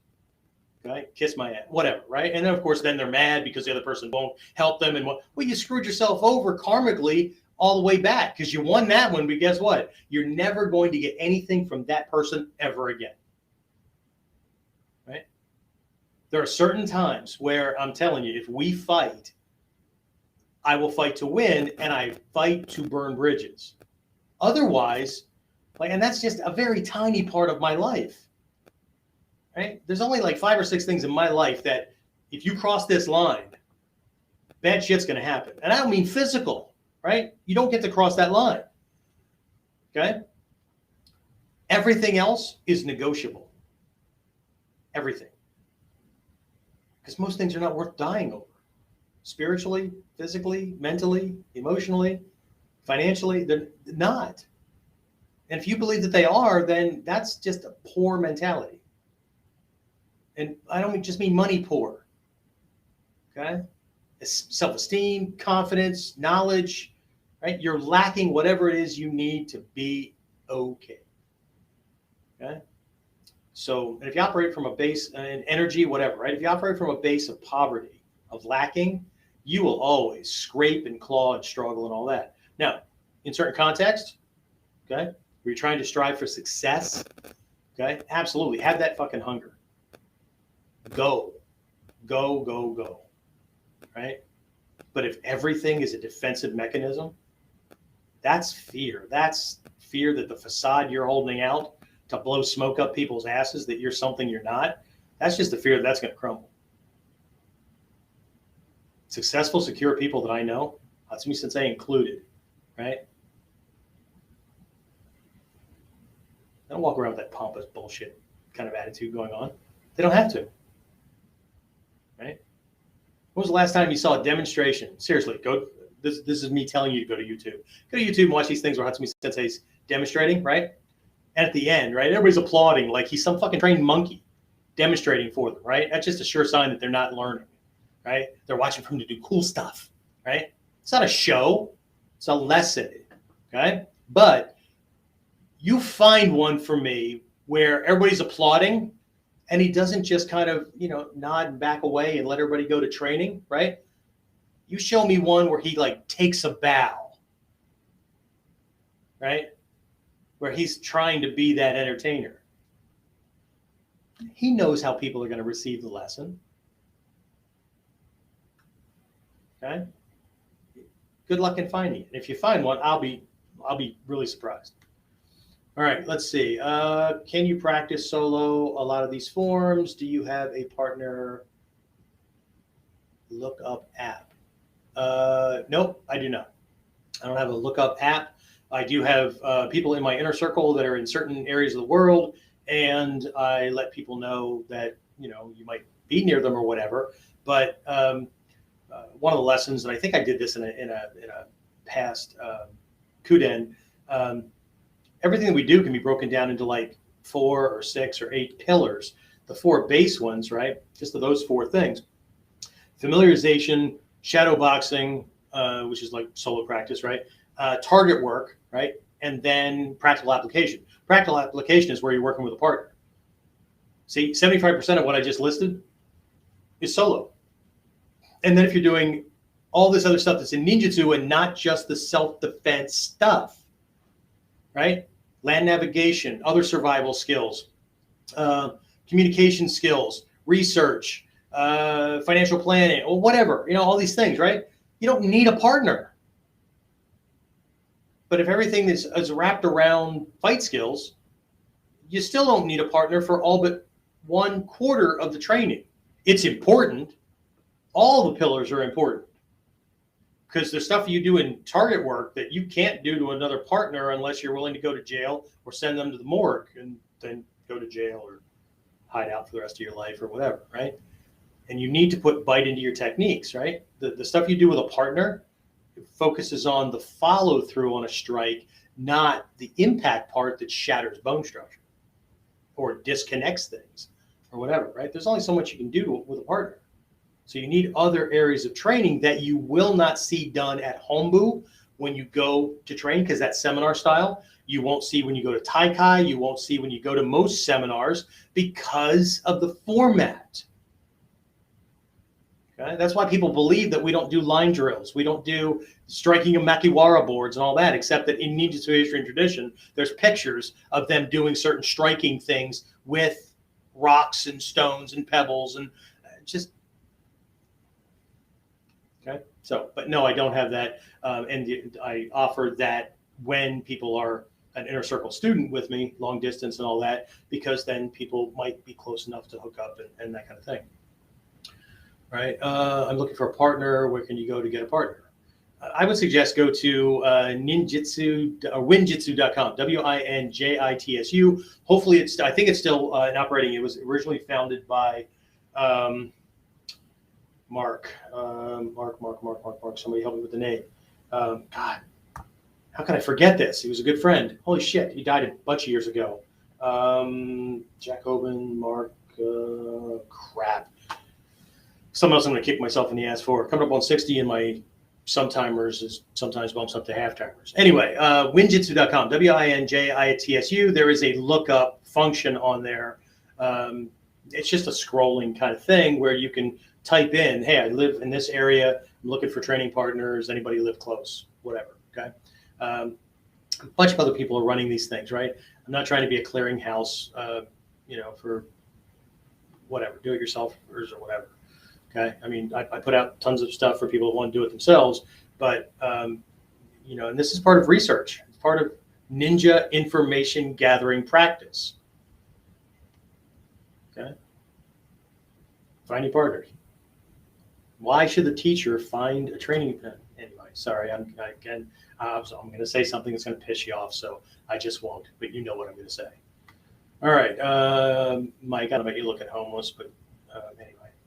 Ninjutsu is a lifestyle. Ninpo is a lifestyle.